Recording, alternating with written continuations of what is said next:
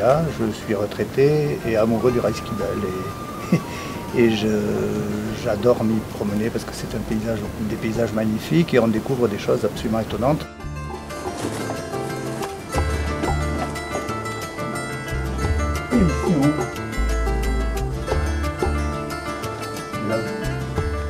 J'ai pris des photos que j'ai envoyées sur un site de géologie sur internet, Géoforum, et j'ai demandé qu'on me dise ce que c'était. Et les gens m'ont répondu que ça s'appelait des taphonies.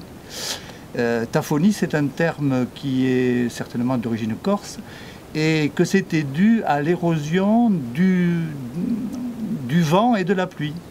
Et cette explication ne me plaisait pas beaucoup parce que les taphonies, entre guillemets, que l'on trouve au Reiskibel, ils sont tous dans des abris sous roche. Par conséquent, ils sont à l'abri des intempéries.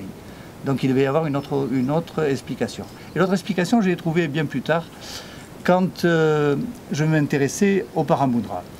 Je cherchais sur Internet quelqu'un qui puisse m'expliquer ce que c'était ces sphères que j'avais trouvées.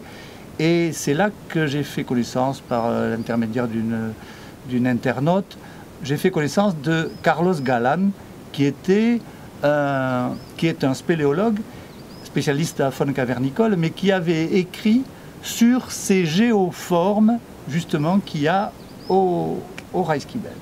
Et il expliquait l'érosion, non pas par la pluie et le vent, comme les taphonies de Corse, mais il a expliqué que la pluie tombait sur les rochers, s'insinuait très progressivement dans de minuscules failles ou des tout petits canaux et finissait par attaquer le ciment qui maintenait entre eux les éléments de quartz. Il appelle ça la dissolution interkarstique, la dissolution du ciment interkarstique. Et je pense que cette théorie est bien sûr la bonne. Cette érosion met en évidence des paramoudras. Ici, il y a un paramoudra. Je ne vais pas l'arracher pour faire la preuve, mais ici, il y a un paramoudra. Là, il y a un paramoudra. Là, il y a un paramoudra. Voilà. Ce qui m'intéresse à moi dans ce sujet, c'est d'abord la beauté de ces formations.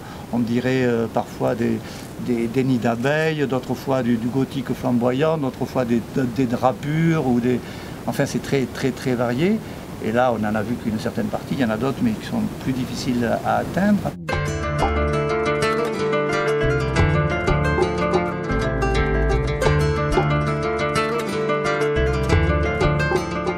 Je suis pratiquement sûr que ces formations sont des paramoudras. Ce qui est étonnant, c'est que cette taphonisation intéresse parfois la roche-mère, comme on l'a vu plein de fois, et que parfois elle n'intéresse que le paramoudra, pas la roche-mère. La roche-mère à côté est lisse et belle et unie, et le paramoudra, lui, qui est en relief, il est, entre guillemets, taphonisé. Ça dépend certainement des phénomènes de densité. Enfin bon, tout ça doit être très complexe à expliquer. Ce dont il faut parler ensuite, c'est la couleur.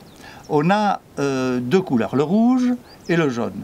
Parfois, on a des parois dans lesquelles la roche encaissante est jaune et le paramoudra jaune. D'autres fois, c'est la roche encaissante rouge et le paramoudra rouge. Et d'autres fois encore, comme ici, c'est la roche rouge et le paramoudra jaune. Je ne sais pas trop comment expliquer tout ça, ça doit être très dur à prouver. Mais comme on sait que le paramoudra a été lithifié, a été pétrifié peut-être 100 ou 1000 ans avant la roche encaissante, on peut croire que les conditions étaient différentes à ces deux époques. Peut-être que tout ça, ça doit être des oxydes de fer, peut-être que la densité en fer était plus importante à une période qu'à une autre, etc.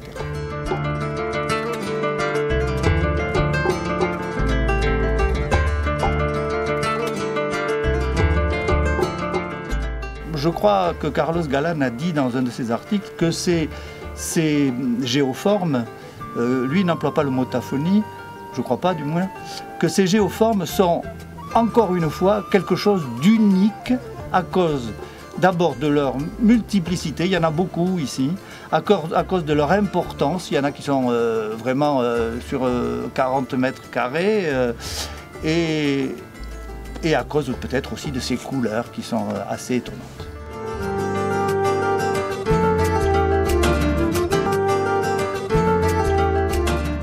Des surprises au Reiskibel, il y en a, enfin pas des surprises, il y a des choses qui sont vraiment très intéressantes encore.